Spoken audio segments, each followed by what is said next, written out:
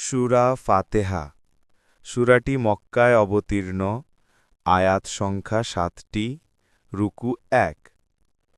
শুরু করি তার নামে, আল্লাহ যিনি পরম করুণাময়, দয়ালু তিনি। এক আল্লাহরই শুধু রহে গুণগান, পালন করেন যিনি সকল জাহান। পরম করুণাময় তিনি দয়াবান, রোজ কিয়ামতে যিনি করিবেন বিচার। আমরা ইবাদত সবাই করি আপনার, আপনারই সাহায্য চাই মোরা ইবাদতে।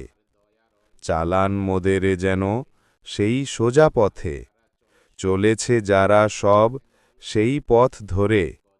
আপনার দয়া রয় যাদের ওপরে, আর যারা চলে সব সেই পথে নয়, আপনার গজব যেথা আপতিত হয়।